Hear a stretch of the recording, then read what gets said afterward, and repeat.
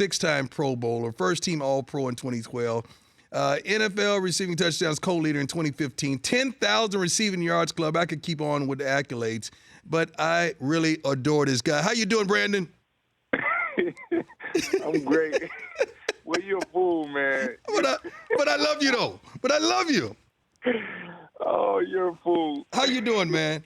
That might be the best intro I've ever got. Yeah, it is. Yeah, and I could have awesome. kept going on and on with the accolades and the person that you are. You was actually speaking at the owners meeting the other day. How did that opportunity come about?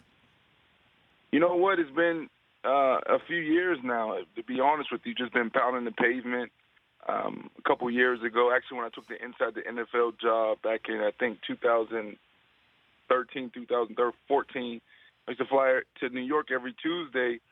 And after I would shoot Inside the NFL, walk right over to the league office and just talk about some of these things, some of these problems, and try to find solutions. So, you know, after making, you know, a bunch of relationships with some of the NFL execs, you know, he just thought it would be the perfect time for me to come in and speak to them about some of the things that we already been discussing for the last few years. What are one of the main problems that you feel that's going on between the owners as well as the players? Well, I just think that there's an amazing opportunity for us to continue to grow our game. You know, our game is really popular right now, and it continues to grow every single year.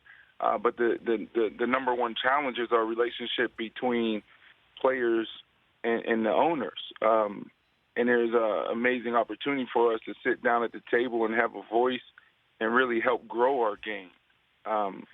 You know, this past year, you know, it was apparent to me that it's never been this volatile between owners and players. You know, you got so many guys standing up, speaking out, and have a lot of valid points.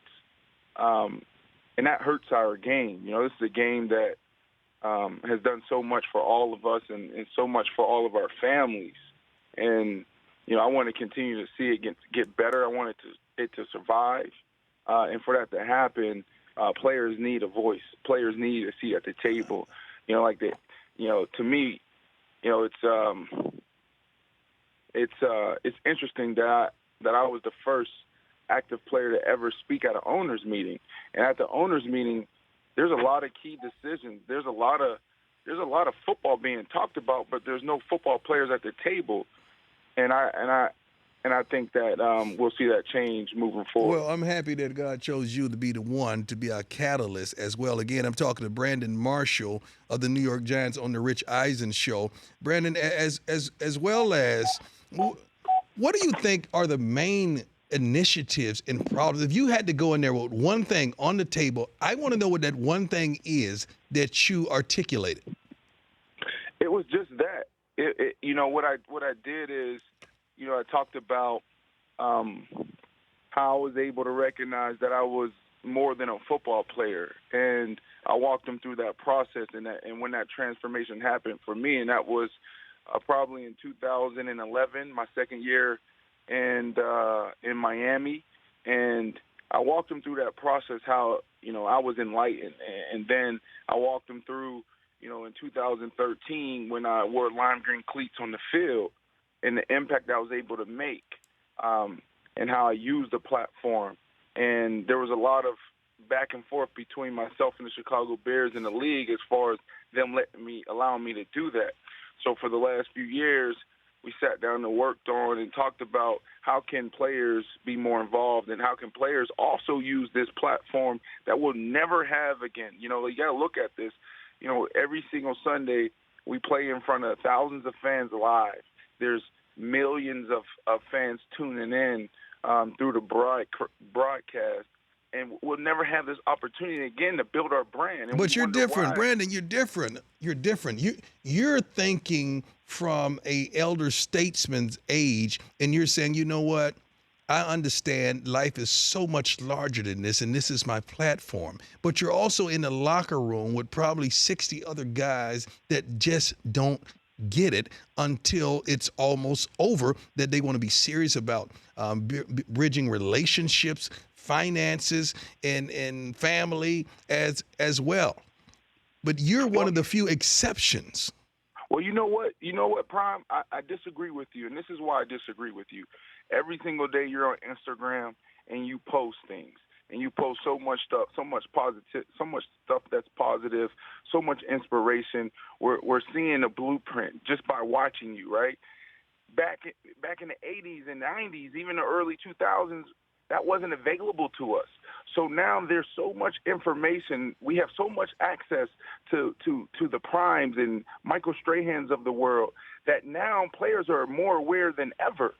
So that's one of the things I told the owners is that we can no longer approach our players as just players. It's time for us to approach them as also people because we are, and there's other things that are close to our hearts.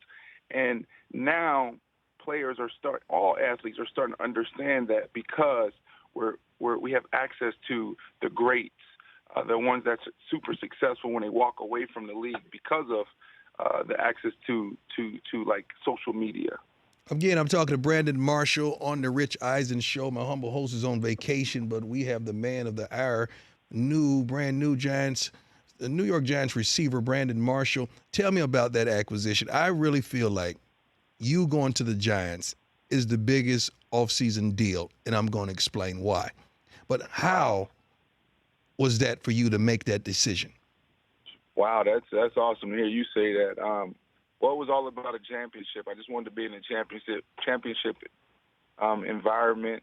I wanted to go out the right way. I want to go out a winner, and I thought that the number one thing that I needed obviously was a quarterback.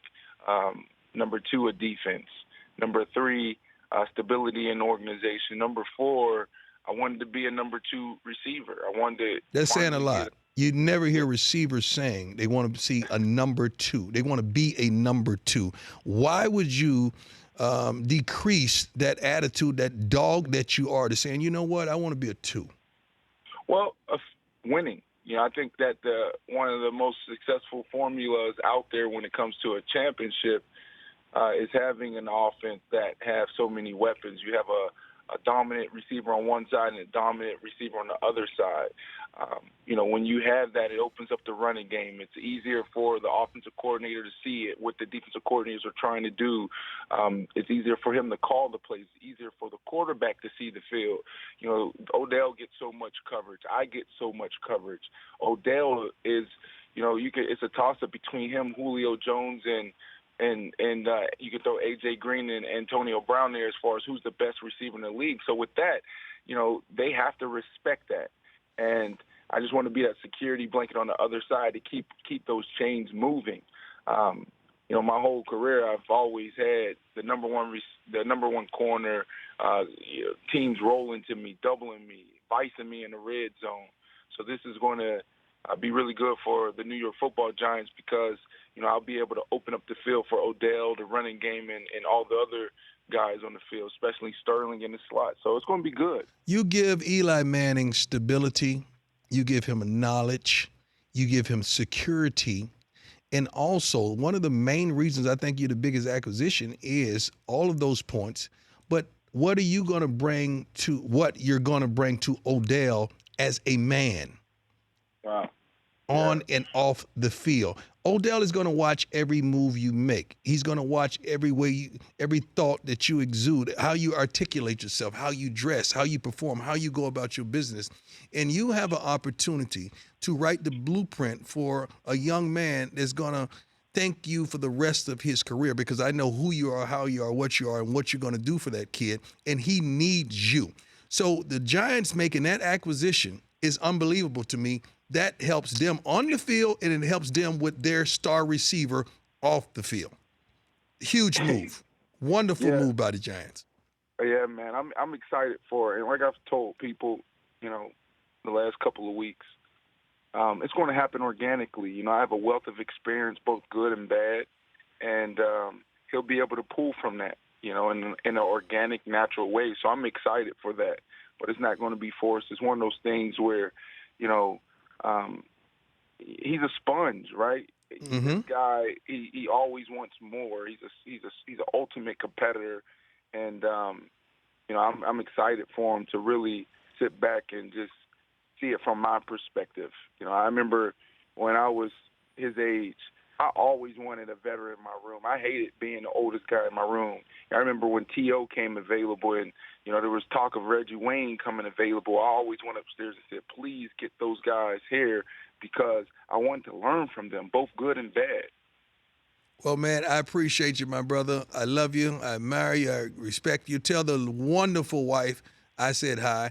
And keep posting because I love your Instagrams as well. You do a wonderful job. I love to see you working too, but you still can't beat me in the 40. But that's a whole nother subject on another day. Hi, Prime. This is Mishi Marshall. Hey, hi, baby. How you doing? I'm doing wonderful. I was just sitting here quiet. I wanted to say hi to you. You know I went and told your husband all about you. I say she represented your name well. Did he tell you after we worked together at that time?